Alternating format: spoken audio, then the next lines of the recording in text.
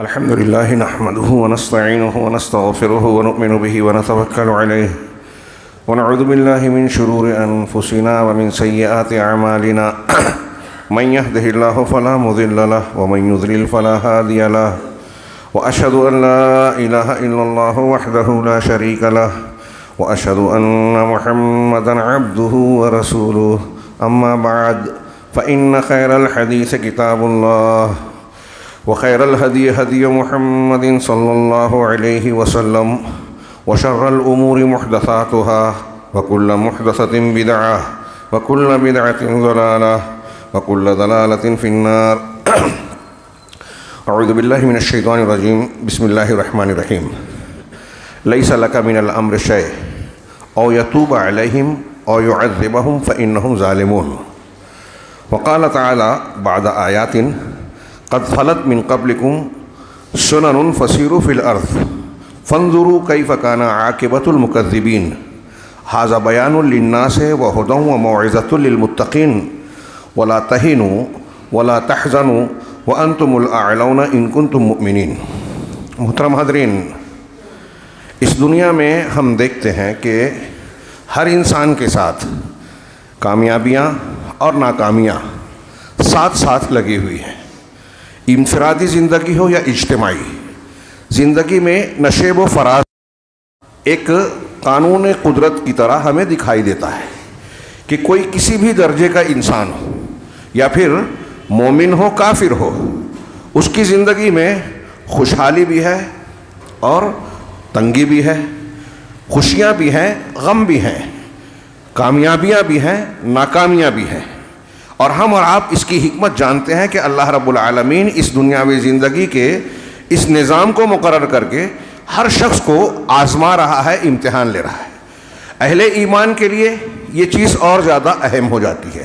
بطور خاص جب ہم بحیثیت مومن اللہ رب العالمین کے وعدوں کو اور اس کے مختلف نتائج اعمال کی بات کو سنتے ہیں، پڑھتے ہیں، اس کے کلام میں جناب محمد رسول اللہ صلی اللہ علیہ وسلم کے فرمان میں کہ اگر آپ ایمان لاتے ہیں، عمل صالح کرتے ہیں تو دنیا میں یہ کامیابی، یہ نتیجہ تقوی اور پرہیزگاری ہوتی ہے، تو آپ کو اللہ رب العالمین کی رحمت، حفاظت، نصرت اور بہت اجر و ثواب ملیں گے آخرت میں بھی. لیکن جب ایک مومن بندہ یہ دیکھتا ہے کہ ہمیں کسی موڑ پر شدید قسم کی ناکامی لاحق ہوئی ہے اور دشمنان دین جو اسلام اور مسلمانوں کے دشمن ہیں وہ کامیاب ہوتے نظر آ رہے ہیں، ظلم و زیادتی کرتے ہوئے نظر آتے ہیں اور بظاہر ترقی پذیر بھی ہیں. آج کے موجودہ ماحول میں یہ چیز بہت زیادہ محسوس کی جاتی ہے. یہود غاصب لمبے عرصے سے فلسطین کی سرزمین پر غاصبانہ قبضہ کیے ہوئے ہیں اور گزشتہ 3 مہینے سے زیادہ وہاں قتل و غارت گری کا ایک ظلم و زیادتی کا ڈھول ہے اور عالمی میڈیا میں یہ تاثر دیتا ہے کہ ہم اپنے ایسے لوگ نشانہ بنا رہے ہیں جو ہماری وجود کے لیے خطرہ ہیں، جبکہ جن کو نشانہ بنایا جا رہا ہے وہ معصوم شہری ہیں، بچے ہیں، عورتیں ہیں، بوڑھے ہیں.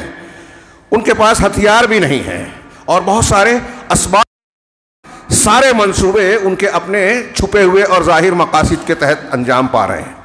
ایک مسلمان بندہ بار بار یہ خبریں سنتا ہے، دیکھتا ہے کہ یہ مظلوم لوگ جو ہیں بے یار و مددگار نظر آ رہے ہیں. دنیا انسانیت تمدن کا حوالہ دیتی ہے لیکن کچھ کر نہیں پاتی، کرتی نہیں ہے. اور پھر سارے عالم اسلام میں چیخ و پکار مچایا جا رہا ہے، دعائیں کی جا رہی ہیں، بظاہر ہمیں نتیجہ نظر نہیں آتا. ایسے حالات میں کچھ مسلمانوں کو شکوہ شکایات پیدا ہوتی ہے اور آپس میں اپنوں سے نہیں، اللہ رب العالمین کے تعلق سے بھی شک و شبہات پیدا ہوتے ہیں کہ اللہ کی مدد نہیں آتی. یہ وعدے کیسے ہیں؟ ہم تو ایمان والے ہیں، وہ تو ظالم ہے، کافر ہے. اس قسم کی بات کچھ لوگ زبان پہ لاتے ہیں، کچھ دل میں سوچتے ہیں. ایسے ہی معاملہ میں نے فلسطین کا دیا. ہمارے اپنے ملک میں دیکھیے کہ ظلم و زیادتی کا کیا تانڈو مچا ہوا ہے. 2 لوگوں کے لیے 2 قسم کے. آج تو سارا میڈیا چلا رہا ہے، چیخ چلا رہا ہے کہ ایک آدمی کرپٹڈ ہے، اس کے خلاف چھاپے پڑتے ہیں، وہ ایک پارٹی میں چلا جاتا ہے، معاملہ کلیئر اور صاف ہو جاتا ہے. ایسے بہت سے معاملات سامنے آ رہے ہیں. بلقیس بانو کے کیس میں ہمارے سامنے ہے کہ صاف صاف سپریم کورٹ کی یا کورٹ کی جانب سے انہیں سزا سنائی گئی مہاراشٹر کورٹ سے، اور پھر اچانک سزا یافتہ مجرمین کو جو قاتل تھے، زناکار 7 لوگوں کو قتل کیا تھا بے دردی سے، صرف ایک خاندان کے، ان کو چھوڑ دیا گیا. اور پھر کورٹ نے جو تبصرہ کیا، سپریم کورٹ نے بعد میں ابھی جلدی، کہ ان کو اتنے ہفتوں میں اپنے آپ کو حوالے کرنا ہے، 4 ہفتے کے اندر. اور ایک حکومت، ریاست گجرات کی حکومت کو کہا کہ یہ مجرمین زناکار بدکار لوگوں کے ساتھ مل کر کام کرتی تھی. یہ کورٹ ہی کہ جو یہ کارروائی کی گئی یہ ظالمانہ، انصاف، قانون اور آئین کے خلاف ہے. 2 طریقے کے قانون چل رہے ہیں. یہاں تو یہ چیز نظر آتی ہے، لیکن دوسری طرف ہم دیکھ رہے ہیں کہ ایک مسجد کے تعلق سے ایک سلسلہ وار معاملہ کیا گیا، فیصلہ کروایا گیا، مسجد کو ڈھایا گیا، جس کو کورٹ نے جرم کہا. اب اس پر جب مندر بن گیا تو مجرمین کو جب کورٹ تلاش کر رہی تھی تو نامعلوم کہا گیا، اور اب ان کو ہیرو بنا کر پیش کیا جا رہا ہے. اس کے افتتاح کی جو کارروائی کی جا رہی ہے اپنے سیاسی مفادات کی روٹی سیکنے کے لیے، وہ ہمارے سامنے ہے. یہاں بھی آدمی مایوسی کا شکار ہوتا ہے. یہ اس تناظر میں آپ غور کریں، اور پھر اپنے سماج اور معاشرے میں تو کچھ لوگ مایوسی کا شکار ہوتے ہیں. میں اور آپ عقیدہ رکھتے ہیں کہ اللہ رب العالمین کی شریعت میں ہمارے ہر مسئلے کا حل ہے، ہر مرحلے میں وہ ہمیں رہنمائی کرتا ہے. اس تناظر میں نے 2 واقعہ آج کے خطبے میں بیان کرنا چاہا. اللہ کے نبی صلی اللہ علیہ وسلم کی سیرت طیبہ کے مشہور واقعات میں ایک غزوہ احد ہے. لمبی تفصیل اس میں نہ جاتے ہوئے ہم اور آپ نتیجے کی بات جانتے ہیں کہ اس غزوے میں پہلے حلے میں مسلمانوں کو غلبہ حاصل ہوا.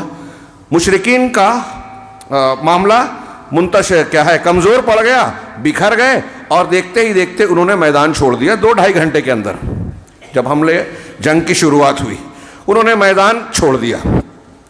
سورہ آل عمران کی کئی رکوع آپ کو اس سلسلے میں مل جائے گی. استحسون والی آیت سے پڑھیے کہ تم انہیں قتل کر رہے تھے، لیکن حتی اذا فشلتم وتنازعتم فی الامر، اسی آیت میں آگے ہے، وعصیتم من بعد ما اراکم ما تحبون، کہ یہاں تک کہ جب تم کم ہمت پڑ گئے اور تم آپس میں جھگڑ پڑے اور تم نے نافرمانی، اس کے بعد جو ہم نے وہ چیز تمہیں دکھائی جو تم چاہتے تھے، تم کو پسند تھی.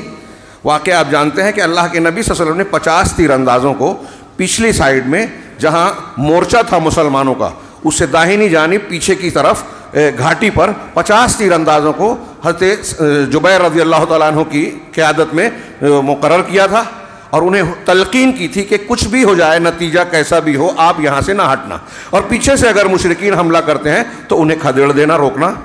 لیکن جب مشرکین نے میدان چھوڑ دیا ان میں اختلاف ہوا، اور لوگوں نے کہا اللہ کے رسول صلی اللہ علیہ وسلم کا جو مقصد تھا وہ پورا ہو گیا. اب جب مشرکین ہے ہی نہیں میدان میں، سامنے مال غنیمت بٹورا جا رہا ہے تو ہم بھی اس میں شریک ہوتے ہیں.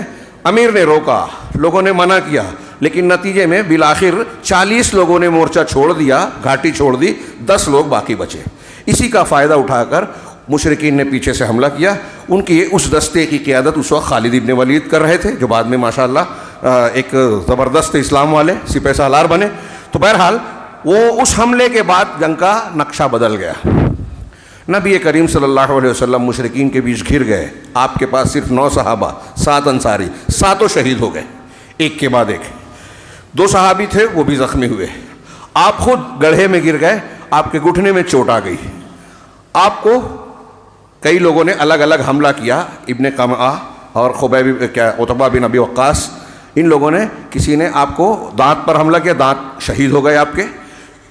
خود کی کڑیاں آپ کے رخسار مبارک میں جو ہے گڑ گئیں، چہرہ خون آلود ہو گیا. اور پھر اتنا ہی نہیں، اللہ کے نبی جناب محمد رسول اللہ صلی اللہ علیہ وسلم کے ساتھ یہ جو کچھ ہو رہا ہے، اس کے بعد میدان جنگ میں جو نقشہ بدلا، 70 صحابہ کرام، غزوہ بدر میں جو فتح ملی تھی اس میں 70 مشرکین مارے گئے تھے، اس کے بدلے میں یہ 70 صحابہ کرام سمجھ لیجئے کہ دیکھیے وہی تعداد شہید ہو گئے. 70 صحابہ کرام شہید ہو گئے. اس کے بعد اللہ کے نبی صلی اللہ علیہ وسلم کے قتل کر دیے جانے، شہید ہو جانے کی ایک افواہ بھی پھیلی حضرت مصعب ابن عمیر رضی اللہ عنہ کی شہادت پر، کیونکہ آپ کے اندر اللہ کے رسول صلی اللہ علیہ وسلم کی کچھ مشابہت تھی. شیطان نے چیخ ماری اور قتل کا یہ پورا نقشہ بدل گیا. مسلمانوں میں بہت سے لوگ بددلی کا شکار ہوئے، کچھ جو میدان جنگ سے ہٹ آئے، بعد میں کچھ لوگوں نے حوصلہ دیا. یہ تفصیلات آپ سیرت کی کتابوں میں پڑھیے، میں صرف مقصد اور نتیجہ بیان کرنا چاہ رہا ہوں. اللہ کے نبی صلی اللہ علیہ وسلم جب زخمی ہو گئے تو اس وقت آپ کی زبان مبارک سے کچھ کلمات نکلے بددعائیہ، نا امیدی کے. کیفا، حضرت انس کی روایت ہے، بخاری مسلم میں امام بخاری نے تعلیقاً ذکر کیا، مسند احمد وغیرہ میں بھی کچھ تفصیل سے. آپ نے کہا کیف یفلح قوم شجوا نبیہم، وہ قوم کیسے فلاح پا سکتی ہے، کامیاب ہو سکتی ہے، جنہوں نے اپنے نبی کو زخمی کر دیا، روایتوں میں ہے، اور اب ان کے چہرے کو خون آلود کر دیا. صحیح مسلم میں گویا آپ نے نا امیدی کا اظہار کیا، اور اس بدلے حالات کے سلسلے میں آپ کی یہ کیفیت طاری ہوئی غم و اندوہ کی.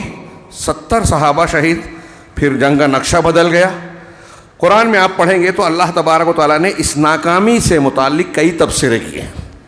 مثال کے طور پہ یہ ایک آیت ہے جو میں نے پڑھی تھی، نہیں جو پڑھی تھی اس سے ہٹ کر، ان یمسسکم قرح فقد مس القوم قرح مثلہ، اگر تم کو زخم لاحق ہوا ہے تو قوم کو جو تمہارے دشمن ہیں اس سے پہلے ان کو بھی زخم لگ چکے ہیں، بدر میں ان کے بھی لوگ قتل کیے جا چکے ہیں.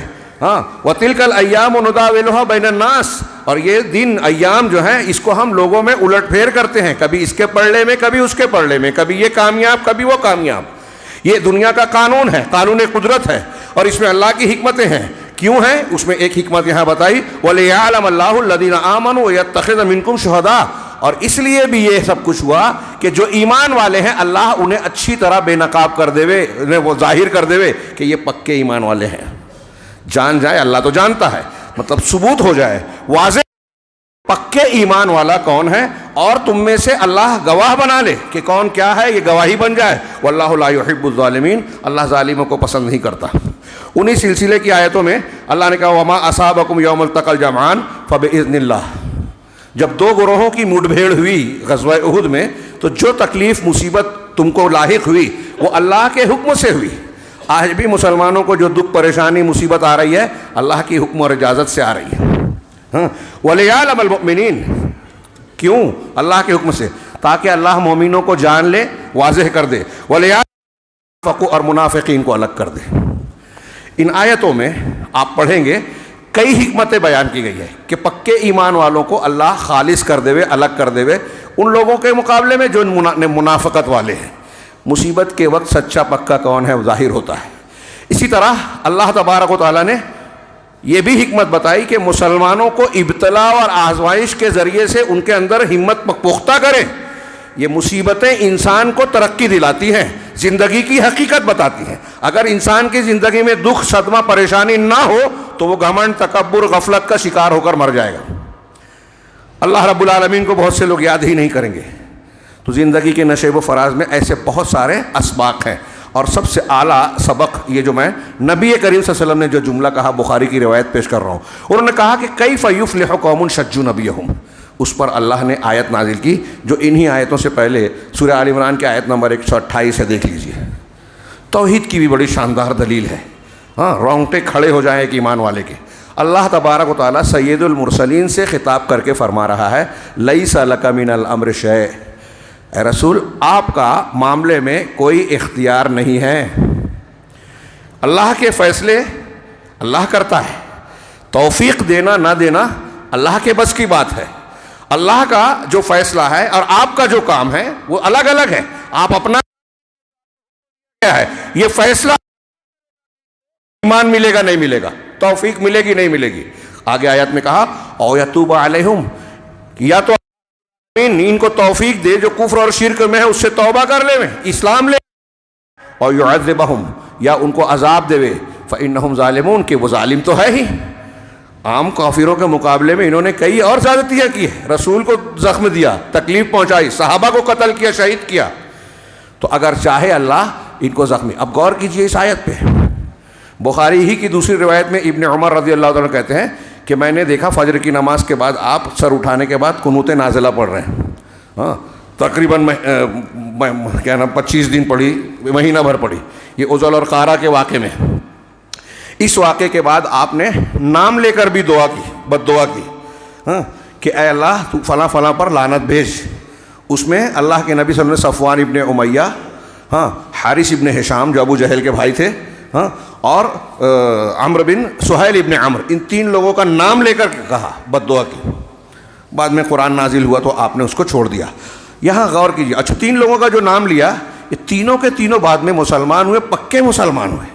غزوہ احد میں پیچھے سے حملہ کرنے والے حضرت خالد بن ولید، ہاں، سردار لشکر حضرت ابو سفیان، اور ان میں موجود اکرمہ بن ابو جہل، اور ایسے کئی لوگ ہیں جو بعد میں مسلمان ہوئے اور پکے سچے اچھے دین کے لیے سب کچھ نچھاور بے مثال.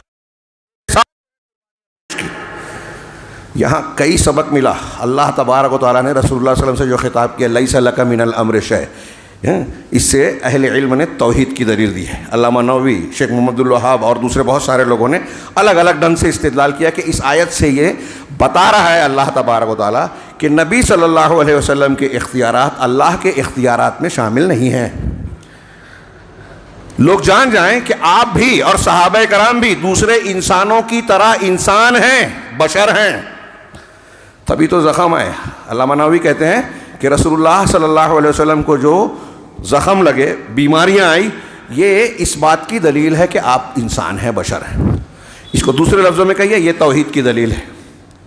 نبی کریم صلی اللہ علیہ وسلم کے سر میں درد ہوا، یہ توحید کی دلیل ہے. بخار آیا، توحید کی دلیل ہے. اور غزوہ احد میں آپ زخمی ہو گئے، دشمنوں کے جو ہے کہ ضرب آپ پر لگی، خون آلود ہو گئے، یہ اس بات کی دلیل ہے کہ آپ کے اندر اللہ کی خصوصیات نہیں ہیں. وہ طاقت، قوت اور اللہ کی خوبیاں اللہ کی خصوصیات ہیں. اللہ کے رسول میں اگر ہوتی تو آپ کو زخم نہیں لگا پاتے مشرکین. آپ بد دعا نہیں کرتے، اور آپ نے جن لوگوں کا نام لے کر بد دعا کی اس سے روکا، یہ اختیار نہیں ہے. تھوڑی دیر کے لیے سوچئے کہ سید المرسلین، خاتم النبیین، شفیع المذنبین یوم القیامہ جناب محمد رسول اللہ صلی اللہ علیہ وسلم آپ سے کہا حق نہیں ہے، تو آپ کے مقابل کوئی اور ہو سکتا ہے؟ کوئی اور نبی، کوئی پیر، کوئی ولی، جن کے بارے میں ہمارے یہاں لوگ عقیدہ لگا کر بیٹھے ہیں کہ غوث کو پکار لیں گے، فلاں کو مزار پہ چلے جائیں گے، فلاں سے یہ چیز مانگ لیں گے تو ہماری آپ کو اولاد مل جائے گی، مشکل آسان ہو جائے گی، ہمارے مسائل حل ہو جائیں گے، مرادیں پوری ہو جائے گی. کتنی صاف تعلیم ہے قرآن کی، لیکن اپنے آپ کو مسلمان کہلانے والے. کتنی تعجب کی بات ہے، کتنی حیرت کی بات ہے کہ وہ بھی قرآن حدیث پڑھتے ہیں، قرآن حدیث کو ماننے کا دعویٰ کرتے ہیں، رسول اللہ صلی اللہ علیہ وسلم کی سیرت طیبہ پڑھتے ہیں اور آپ سے محبت کا دعویٰ، اور اگر آپ کی توحید کے بارے میں ہم بیان کریں تو وہ ناراض ہو جاتے ہیں. اور قرآن کی اس کھلی کھلی تعلیم کو مانتے نہیں ہیں. نبی صلی اللہ علیہ وسلم کو آپ کے مقام سے بڑھا دینا. بے شک آپ کے اگر کوئی گستاخی کرے گا تو مسلمان نہیں رہ جائے گا، لیکن آپ کو اللہ سے کوئی مسلم ملا دے وہ بھی مسلمان نہیں رہ جائے گا. اور جتنے لوگ اللہ کے نبی جناب محمد رسول اللہ صلی اللہ علیہ وسلم کو آپ کی حد سے مقام سے بڑھا کر مختار کل اور نور مجسم عالم الغیب کہتے ہیں، وہ شرک اکبر کرتے ہیں. ان کا لا الہ الا اللہ سلامت نہیں ہے. منبر رسول سے کہہ رہا ہوں، اللہ کہہ رہا ہے قرآن میں، اس آیت کو مانتے ہیں کہ نہیں؟ اور یہی نہیں، اللہ کے رسول صلی اللہ علیہ وسلم سے کہا گیا انک لا تہدی من احببت، آپ جس کو پسند کرتے ہیں آپ انہیں ہدایت نہیں دے سکتے، ولکن اللہ یہدی من یشاء. اللہ وقت نہیں ہے، ایسی اور بھی دسیوں آیتیں پیش کی جا سکتی ہیں. نبی صلی اللہ علیہ وسلم جسے چاہے ہدایت نہیں دے سکتے، اور آپ کہتے ہیں کہ مختار کل ہیں، جو چاہے کر سکتے ہیں. اور قرآن کہہ رہا ہے کہ آپ جسے چاہے ہدایت نہیں دے سکتے. ابو طالب اپنے سگے چچا کو کلمہ پڑھانے کی پوری کوشش کرتے رہے، نہیں پڑھا، کفر پر مرے. مغفرت کی دعا کرنا چاہتے، استغفار نہیں کر سکتے. نبی قرآن پڑھیے. مشرکین کے لیے دنیا میں دعا نہیں کر سکتے، مر گئے تو آخرت میں سفارش ہوگی؟ سوال ہی پیدا نہیں ہوتا. تو اللہ تعالیٰ نے کہا کہ یہ آپ کا کام نہیں ہے اللہ کے رسول، یہ اللہ کا کام ہے کہ یا تو ان کی توبہ قبول کرے یا انہیں عذاب دے، اس لیے کہ وہ ظالم ہے. یہ واقعہ ذہن میں رکھیے. احد کی ایک طریقے سے شکست نہیں ہوئی، لیکن مسلمانوں کو ناکامی ہوئی، دکھ پہنچا، صدمہ پہنچا. رسول اللہ صلی اللہ علیہ وسلم کا زخمی ہونا، 70 صحابہ کرام کا شہید ہونا، فتح کا نقشہ بدل جانا. شکست ہم نہیں کہتے، شکست جیسی کیفیت تھی لیکن مکمل شکست نہیں تھی. اس کی تفصیل کسی اور موقع پر اور ہم بیان کرتے رہتے ہیں. اسی واقعے کے بعد میں چند دنوں کے بعد، یہ 3 ہجری شوال میں ہوا اور سفر 4 ہجری میں، ایک ہی مہینے میں 2 بڑے المناک واقع ہوئے اسلامی تاریخ میں، سیرت طیبہ میں آپ دیکھیں گے۔ پہلا واقعہ رجی کا ہے۔ یہ رجی ایک چشمہ ہے، پانی کا چشمہ، جدہ اور رابغ یہ مقام ہے، اس کے بیچ کی زمین میں ایک چشمہ تھا۔ ہاں، واقعہ یہ ہوا کہ یہ عزل اور قارہ یہ دو قبیلے ہیں، اس کے کچھ افراد رسول اللہ صلی اللہ علیہ وسلم کی خدمت میں حاضر ہوئے اور کہا کہ ہمارے علاقے میں اسلام کا چرچا ہے، مسلمان لوگ اسلام اور مسلمانوں کے تعلق سے بات چیت کرتے ہیں، آپ ایسا کیجئے کہ ہمارے ساتھ کچھ دعات کو بھیج دیجئے، وہ ہم کو دین سکھائیں گے، اسلام پڑھائیں گے۔ یہاں تفصیل کا موقع نہیں ہے۔ چنانچہ ابن اسحاق کہتے ہیں کہ آپ نے 6 لوگوں کو، اور بخاری کی حدیث ہے کہ 10 لوگوں کو آپ نے روانہ کیا، علماء صحابہ۔ اللہ کے رسول دعوت و تبلیغ کے لیے ہر کسی کو نہیں بھیجتے تھے، جو اہل علم ممتاز ہوتے تھے منتخب کرتے تھے۔ یہ ایک الگ موضوع ہے کہ نبی صلی اللہ علیہ وسلم نے جن کاموں کے لیے انتخاب کیا وہ اپنے کام میں بہت اعلیٰ تھے۔ تو 10 لوگوں کو بخاری کی روایت کے مطابق، اور بخاری کی روایت کے مطابق ان کا امیر حضرت عاصم بن ثابت رضی اللہ تعالیٰ عنہ کو بنایا، عاصم بن عمر بن خطاب کے نانا، اور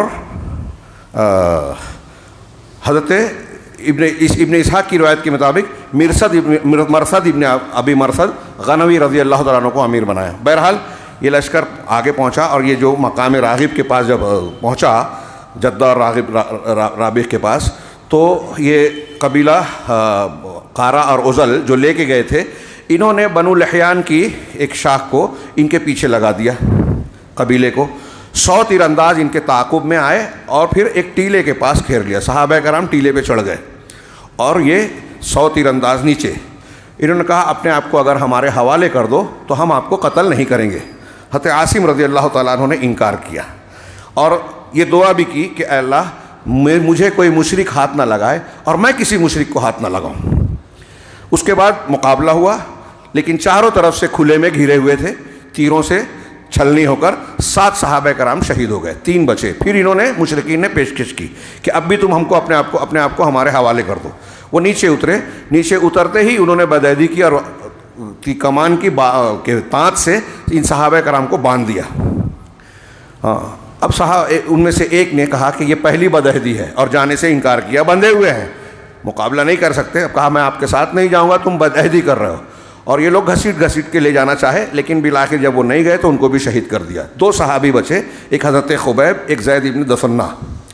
ہاں، ان لوگوں نے مکہ کے 2 امیر لوگوں سے بیچ دیا جو بدر میں ان سے اپنا بدلہ لینا چاہتے تھے۔ ایک عقبہ بن حارث اپنے باپ حارث کے قاتل حضرت خبیب کو زید کو مارنا چاہتا تھا، اور خبیب کو صفوان بن امیہ نے خریدا، ہاں، اور قتل کرنا چاہا، یا الٹا میں نے کہہ دیا کہ عقبہ کے حارث کے قاتل غالباً عاصم تھے، سیرت کی کتابوں میں ملے گا۔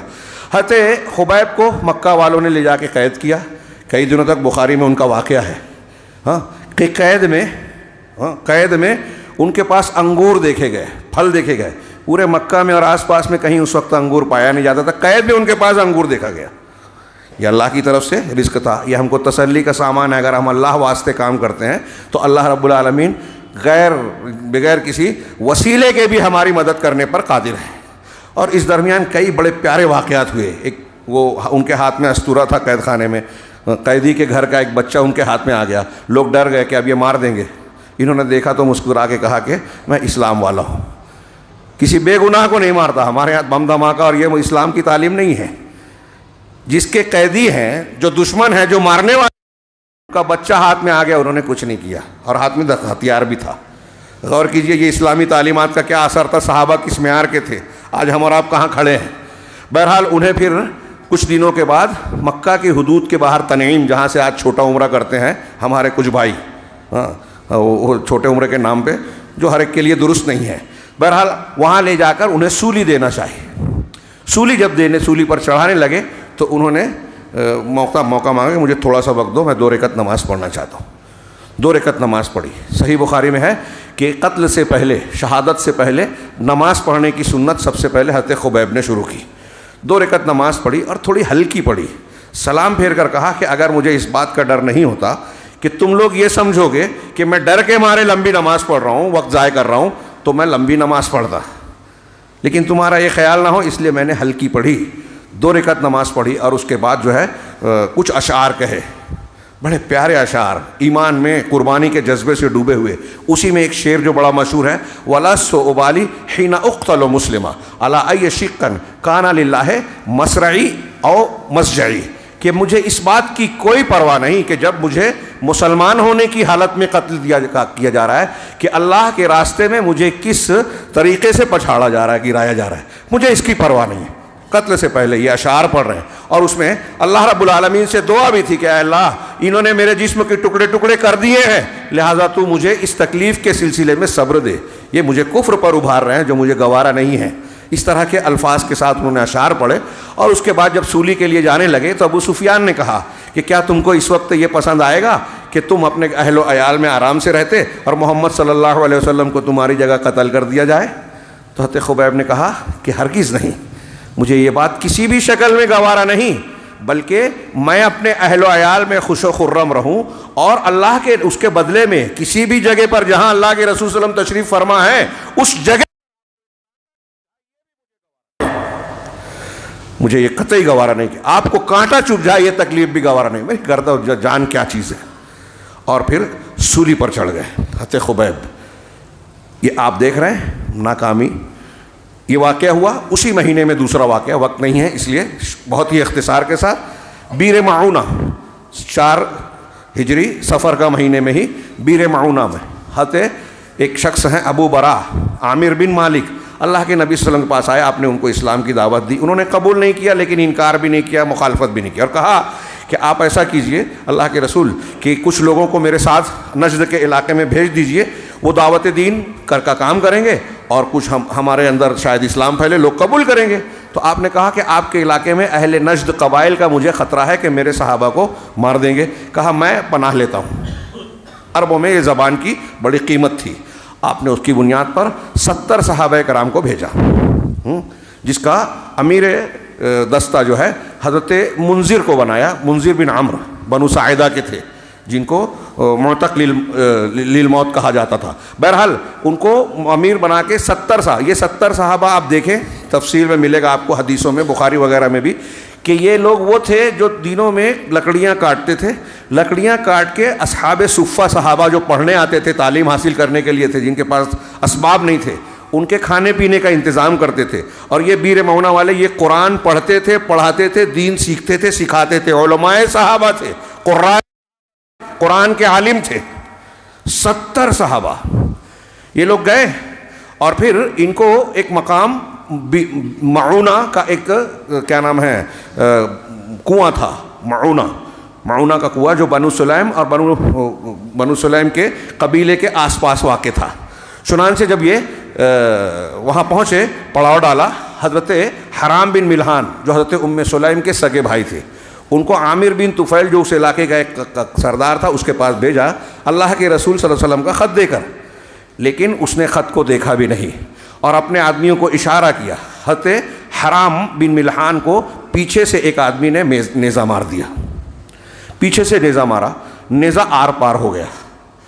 آگے سے انہوں نے جب خون دیکھا تو ان کی زبان سے جو لفظ نکلے حیرت انگیز، انہوں نے کہا اللہ اکبر فزت ورب الکعبہ، اللہ اکبر، رب کعبہ کی قسم میں کامیاب ہو گیا۔ یہ شہادت سے پہلے حضرت حرام نے کہا، حضرت حرام بن ملحان ام سلیم کے بھائی، کہ رب کعبہ کی قسم میں کامیاب ہو گیا۔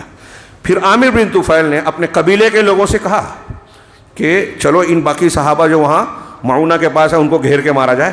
تو انہوں نے کہا کہ ابو برا عامر نے عہد پناہ دی ہے، ہم اس وجہ سے نہیں جا سکتے۔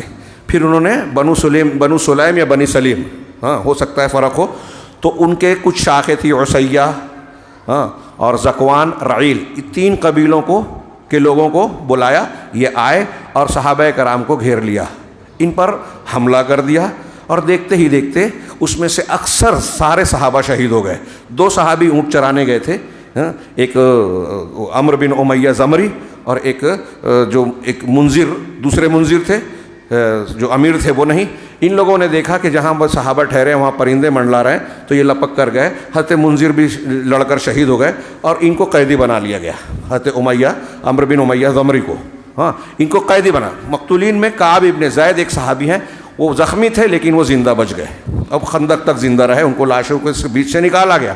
اور یہ ایک صحابی جو تھے یہ قیدی بنائے گئے، ان کو جب لے جایا گیا پوچھا گیا کہ آپ کس قبیلے سے، تو کہا مضر کے۔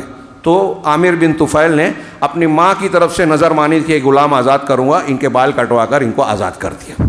یہ مکہ کی خبر، مکہ تک اللہ کے رسول تک خبر لے گئے۔ درمیان میں ان کے ساتھ بھی واقعہ پیش ہوا لیکن میں اس کو نہیں بیان کرتا۔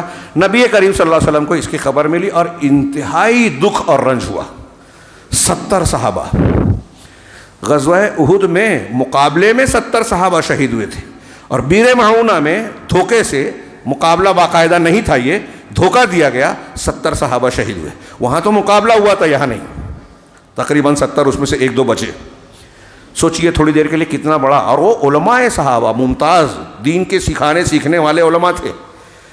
نبی کریم صلی اللہ علیہ وسلم کو اس کا بہت رنج ہوا، اور اس واقعے کے بعد ایک مہینے تک آپ نے فجر کی نماز میں رکوع کے بعد قنوت نازلہ پڑھی، ان قبیلوں کا نام لے کر، بعض شخصیتوں کا ذکر کر کے آپ نے ان پر بد دعائیں کی۔ غور کیجئے، وہ 2 صحابی کا میں نے واقعہ بیان کیا تھا، اس میں یہاں بد دعا پر سے یاد آیا، حضرت عاصم نے دعا کی تھی پہلے والے واقعے میں رجی میں، کہ مشرک کو نہ میں چھوؤں نہ کوئی مشرک مجھے چھوئے۔ مکہ والوں نے ان کی لاش کو یا ان کی جسم کے کسی حصے کو لانے کے لیے بھیجا، ان کو بھی خریدنے والے تھے، انہوں نے کئی سرداروں کو بدر میں مارا تھا۔ تو جب ان کی لاش کے قریب مشرکین پہنچے تو بھڑوں نے، جن کو ہمارے یہاں برہ بولتے ہیں، بھڑوں کے ایک غول نے ان کی لاش کو گھیر لیا، جس سے کوئی مشرک ان کے قریب نہ جا سکا۔ اور سیرت کی کتابوں میں یہ تفصیل بھی ملتی ہے کہ تیز بارش ہوئی اس دن، اور بارش کے پانی میں بہہ کر ان کی لاش کہاں چلی گئی پتہ نہیں۔ اللہ کے رسول صلی اللہ علیہ وسلم کو اس کی خبر ملی، اور پھر حضرت عمر کو جب یہ بتایا گیا تو حضرت عمر نے اس واقعے کو سننے کے بعد، حضرت عاصم کی دعا کو سننے کے بعد کہا کہ اللہ تبارک و تعالیٰ اپنے مومن بندوں کو، غور سے سنیے، اپنے مومن بندے کی حفاظت مرنے کے بعد بھی کرتا ہے۔ اگر ہم یقین رکھیں، بھروسہ رکھیں اللہ پر، تو مرنے کے بعد بھی اللہ رب العالمین ہماری حفاظت کرے گا۔ ان واقعات کے تناظر میں توحیدی دلائل کے بعد وقت نہیں ہے، صرف اس آیت کا ترجمہ، اور اس ترجمے کو، ان چیزوں کو آج ہمارے حالات پر فٹ کیجئے، غور کیجئے۔ مایوسی کا شکار مسلمانوں کو کسی بھی حالت میں نہیں ہونا چاہیے۔ اللہ تعالیٰ نے یہ فرمایا، جو میں نے شروع میں آیت پڑھی تھی بس اس کا ترجمہ کر رہا ہوں، کہ اللہ نے فرمایا قد خلت من قبلکم سنن، تم سے پہلے اللہ کی سنتیں گزر چکی۔ یہ احد میں جو تم کو نقصان پہنچا، تکلیف اٹھانی پڑ رہی ہے، یہ کوئی نئی بات نہیں ہے۔ مسلمانوں کے لیے ایسے نشیب و فراز آتے ہیں، بلکہ انبیاء کو قتل کیا بنی اسرائیل نے، تو انبیاء کو قتل کر دینے سے انبیاء کا درجہ گھٹ نہیں گیا، ناکامیاب نہیں ہوئے، وہ کامیاب ہوئے، اعلیٰ درجے پر ہوئے۔ شہادت کا درجہ ملنا اور مسلمانوں کا دین کی راہ میں قربان ہونا، یہ ناکامی ہرگز نہیں ہے۔ تو اللہ رب العالمین فرما رہا ہے کہ تم سے پہلے سنتیں گزر چکی، فسیروا فی الارض، زمین میں سیر کرو، چلو پھرو، فانظروا کیف کان عاقبۃ المکذبین، اور دیکھو کہ جھٹلانے والوں کے انجام کیا۔ دنیا میں جو بھی جھٹلانے والے ہیں، وہ غصب کرنے والے، مسلمانوں پر غضب میں بم برسانے والے ہو، مسجد کو توڑنے والے ہو، اور شرک کا گھر مسلمانوں پر ظلم اگر کرتے ہیں، اللہ ان کا ہو ڈائی ہے۔ ایسا ممکن کہ ببول کے پیڑ میں آم لگے، جیسے آپ کو ایک بیج بوتے ہو دوسرے پھل کی امید نہیں کرتے، ایسے یہ ممکن نہیں ہے کہ مسجد توڑنے والے چین سے رہیں، یہ ممکن نہیں سے ہم کنار ہوں۔ آج حکومت ہے، طاقت ہے، ایجنسیاں ہیں، فرعون تھا، نمرود تھے، تم سے پہلے کے لوگ گزر چکے، بڑے دیکھو مکذبین کا انجام کیا ہوا۔ اللہ کہہ رہا ہے ھذا بیان للناس، کے لیے بیان اور ہدایت للمتقین، اور متقیوں کے لیے نصیحت ہے، ہدایت ہے، قرآن بیان ہے ہمارے لیے۔ اس کے آئینے میں اپنے واقعات دیکھیے، اپنے آپ کو دیکھیے، ہم کہاں کھڑے ہیں، ہمارے ساتھ کیا ہو رہا ہے، اور کس حالت میں ہم کو کیا کرنا چاہیے، نتیجہ کیا ہوگا۔ آخری جملہ اللہ نے تسلی دی۔ امام قرطبی کہتے ہیں کہ یہ آیتیں مسلمانوں کے لیے تسلی ہے کہ کبھی جھٹلانے والوں کا انجام اچھا نہیں ہوا، اور مومن اگر نشیب و فراز کا شکار ہوئے، لیکن مومنین کو اللہ رب العالمین اونچا درجہ دیتا ہے، کامیاب دنیا میں چاہے شہادت نظر آ رہی ہو، لیکن آخرت میں تو کامیابی ہے ہی، اور دنیا میں بھی بے عزتی نہیں ہوتی مسلمانوں کی۔ تو اللہ نے کہا وَلَا تَهِنُوا وَلَا تَحْزَنُوا، کمزور مت پڑو، نا امیدی کا شکار نہ ہو، ولا تحزنوا، اور غمزدہ نہ ہو جاؤ، ڈرو نہیں، وانتم الاعلون ان کنتم مؤمنین، تم ہی سر بلند رہو گے اگر مومن رہو۔ اب یہاں یہ بحث چلتی ہے جو ہم سنتے رہتے ہیں کہ ایمان کی حفاظت اس کی شرط ہے، ہمارا عقیدہ درست ہو، عمل صالح ہو، جناب محمد رسول اللہ صلی اللہ علیہ وسلم کی سنت اور طریقے پر قائم ہو۔ یہ ایک دوسری مصیبت ہے کہ لوگ قرآن حدیث کا نام لیتے ہیں، اپنے آپ کو مسلمان کہتے ہیں، قرآن حدیث پڑھتے ہیں لیکن قرآن حدیث مانتے نہیں ہیں۔ کوئی شرک کر رہا ہے، کوئی خرافات کر رہا ہے، کوئی منہج رسول سے ہٹا ہوا ہے، الگ الگ فرقے بنا لیا، صراط مستقیم کو چھوڑ کر نئے نئے راستے اصول بنا لیے۔ تو یہ بھی ایک وجہ ہے کہ ہم نے اپنے ایمان کی حفاظت نہیں کی۔ یہ اللہ کا وعدہ ہے، ہمارے ہاں بچے بھی تقریر کرتے ہیں کہ اگر تم ایمان والے رہو تو اللہ رب العالمین کا وعدہ ہے جو غلط ہو ہی نہیں سکتا، تو تم ہی سربلند رہو گے۔ اللہ رب العالمین سے دعا ہے کہ وہ ہمیں پکے ایمان والا بنائے اور اس بنیاد پر دنیا میں عزت سے اور آخرت میں نجات سے نوازے۔ اقول قولی ھذا واستغفر اللہ لکم ولسائر المسلمین وصلی اللہ علی نبینا محمد۔ بارک اللہ لنا ولکم فی القرآن المجید ونفعنا وإیاکم بالآیات والذکر الحکیم، انہ تعالی جواد کریم ملک بر رحیم۔